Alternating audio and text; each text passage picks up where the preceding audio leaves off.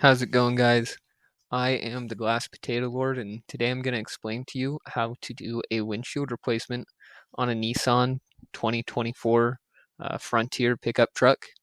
First off, you got to clean off your window. You want to make sure it's not scratched, there's no distortions, and then the edges of your windshield, where the glue is going to be to hold it onto the car, need to be perfectly clean. I'm using a melamine sponge there, which is similar to a magic eraser.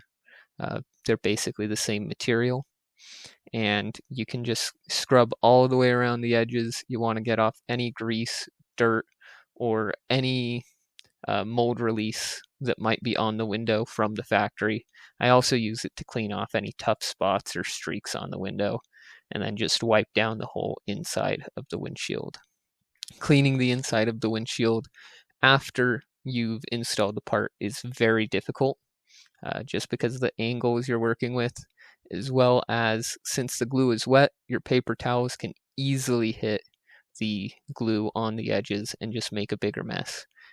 And then once you've got your car in there, you are ready to start. You want to put on your moldings for the windshield, of course. These ones have a couple little corner pieces that hang off a bit weird. That's important for the corner pieces on the cowling. But Nissan Frontier moldings are very stiff and can be difficult to get on the window. I usually start in the middle and then work my way around to the corners, because once you get it started, it's a lot easier to get the corners on. Those are really the toughest part of getting these moldings on these trucks. They're very tight moldings and typically very expensive moldings. You want to put some tape on there, of course. That holds up the window while the glue dries. It's going to take 30 minutes after you've run the glue, at least for the brand that I use. You need to check your brand. You want a 14 millimeter socket. I use a pry tool and that little mini pry bar to help me out. And then there are clips on the corners that are obvious, and then clips over that ridge in between the two ridges on the cowling. All of those clips have a top piece and a bottom piece. You pop up the top piece, and then the whole clip will come out. Really easy. You can see them there. And then I use that mini pry bar just to pop off those covers for the wiper nuts. Take those off with the 14 millimeter socket. That'll take just a second. I usually use my fingers after it's loose enough, because otherwise the ratchet I just have to spin with my fingers and I can't see what I'm doing. It's easier to lose the wiper nut down the hole in the cowling. Then popping these off, you want to press down on that hinge and kind of lift up on the back part where it's actually attached to the regulator. Then those corner pieces just have that one clip on the bottom that holds it in, and it slides out of the molding around the windshield. These cowlings have clips on the top. It's not hooks, it's clips, so I use that to just pop them out. You'll see that the middle clips are just white clips here in a second, after I unplug this wiper hose, and the corner clips are gray clips that are slightly different than the middle clips. You'll see that right there. Then these Nissan moldings, because they're so stiff and tight to the body of the car, they are very difficult to take off completely. So what I'll do is I will use that box cutter and I will trim just the outer edge, because I have a cutting line I use to get out the windshield, and I need to be able to get underneath that molding. If I'm not underneath that molding, you will break the glass, you'll break your line. It's a whole mess. Very, very annoying. And while we're on it, those moldings don't seal your windshield. They're cosmetic. A lot of them actually cause rust. The camera cover just pops down, straight down, 2 clips holding it in. The mirror is a T20 set screw, so you don't want to take it out all the way, and then it just slides up and off. The camera has 2 plastic things on the side holding it in. You just need to pop those out a little bit and slide the camera up. Click it onto the I like to click it onto the new windshield first thing, make sure everything fits and it's clicking in there right. And then I'll just tighten on the mirror as well, because I already have it off. We use the Bison to cut out windshields. It's a WRD tool. There is also the Bat, which is a smaller version. Just 2 spools of 1 string, stab it through the bottom corner, pull the string out, and then I like to go across the bottom first. I make sure that it's not underneath the pinch weld of the car so that you don't cut into any metal. But you want to make sure it's underneath the molding. That's what I'm doing there with that orange tool. I'm just making sure it's underneath the molding so that it actually cuts where I want it to. This other corner, I have to do the same thing here in just a second. And once you've got all of that in there, it's really easy. The tool uses a drill. You can also use the hand crank it has when you're worried about the drill, because the drill doesn't really give you any feel.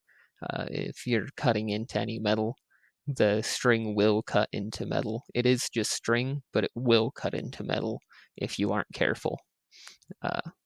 Cut all the way across the top till it's straight up and down to that spool, and then cut across the bottom till it's about 90 degrees to that spool as well. Move it over to the other side, still straight up and down, and you want to cut across the top again. That does mean that you need to be careful. The wires are up there for the camera system and the mirror. If you cut any of those, you're screwed. Cutting across the bottom, I keep moving that dash guard. It just keeps the string from cutting into the dashboard, because that is a very real possibility if you're not careful. You also need to be careful on these side pillars just to make sure the string isn't cutting into them. That's why I'm watching very closely. I'm using my finger to hold it closer to the glass. And there is also a lock tool that locks the other spool so that it doesn't keep spinning if you are stuck where it's just spinning because the glue's too tough to cut through. I'll lift the windshield straight up and down, and then you can just pick it up vertically, and you're done. I use the WRD Stingray and the red scraper. I don't know what else it would be called.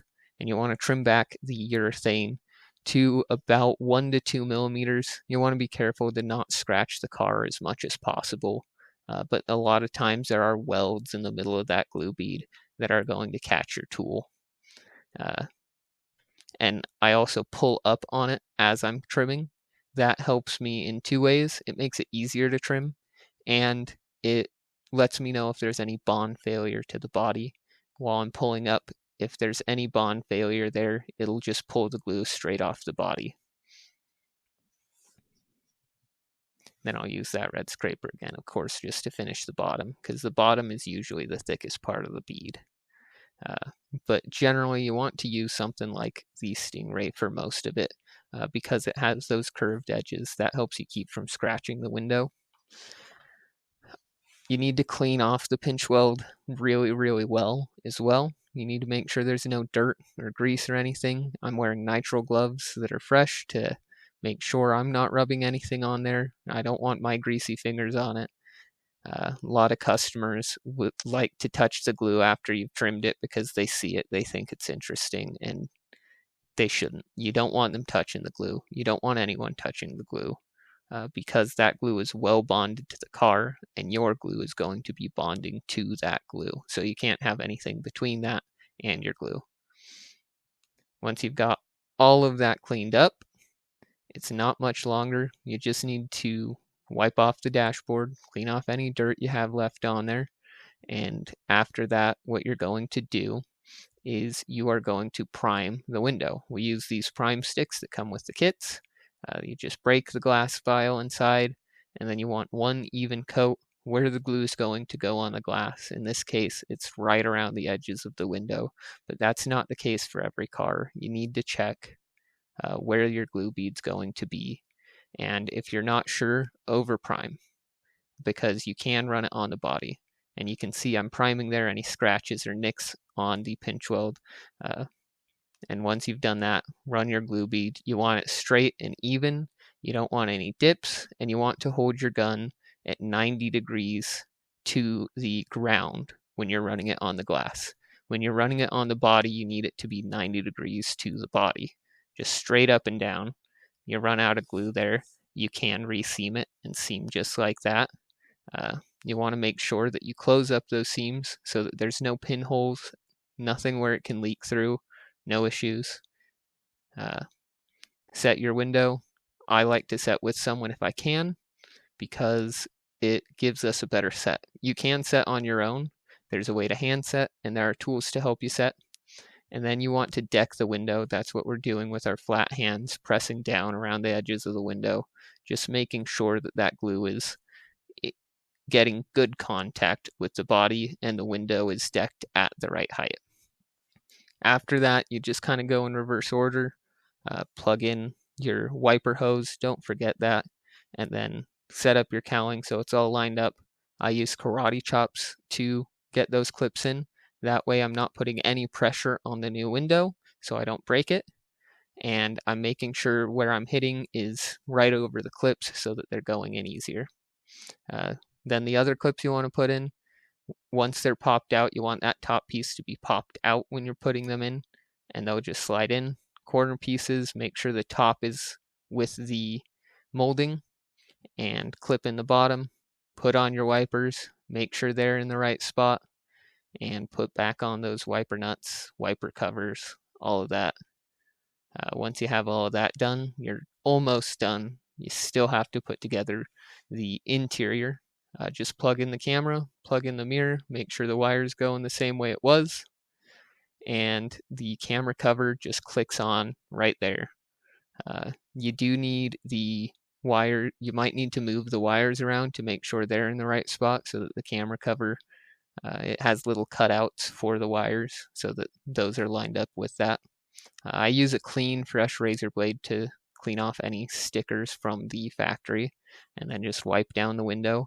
If you've done your job right, the inside's already clean, and you just need to clean the outside of the windshield. Recalibration, we use target boards on either of the back wheels and a target board on the front center wheel. That lets the stand know where it is, so you can move it to exactly where it needs to be, all of the right angles. Make sure it's all level, make sure it's all at the right height. Put on the Nissan target boards, it'll give you measurements. We're using Autel's system for recalibration, and this one does require that you measure the wheel arch heights. But once you've done that, you can just run the recalibration, do a post scan to make sure everything worked, and you're done.